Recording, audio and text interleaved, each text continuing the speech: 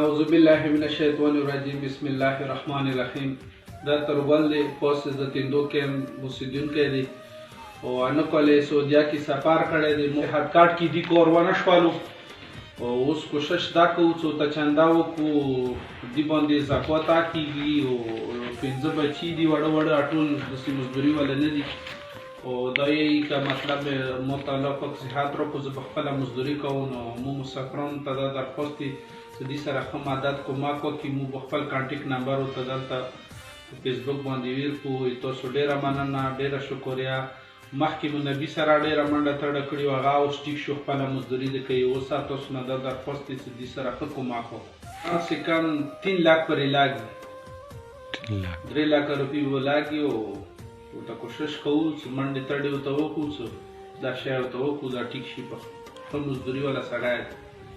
اعوذ بالله من الشیطان الرجیم بسم الله الرحمن الرحیم. څومره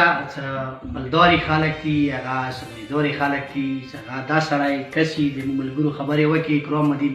محمد جاوید دا سړی زیات مزدوره دی تکلیف لري د هر سړی دا شی زړه د کومې خبرې زړه د درده اوس امداد وکړي چې څومره وس وي دا نه چې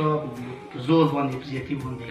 چې څومره واس وي هغه د خبرې زړه د کومې امداد وکړي ښه تعاون سره وکړي د سړی خپلو بچیو ته خپلې خانې ته په پښو ودرېږي چې هغه ورته مزدوري شروع کړي سور نه خلاص شي. انشاءالله چې تاسو کومې پیسې راشي تاسو ته موږ په سکرین باندې نمبر هم واچوو په هغه باندې تاسو رابطه کولی شو او که بیا تاسو دې نه علاوه تاسو غواړو چې موږ دې ته کور ته پیسې ور ورسوو د دې کور تندو سامې کې دی کیمپ کې دی او دې تورګل نه ما دې کور ته هم تاسو پیسې وروړلی شو او زه تاسو ته یو ځلې بیا ریکویسټ کوم چې موږ یوې روپۍ کې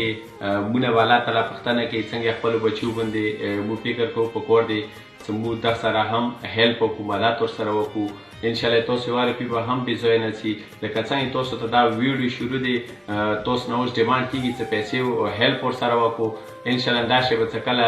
دې پیسې څه کله راشي هغه ویډیو به هم تاسو سره شیر کېږي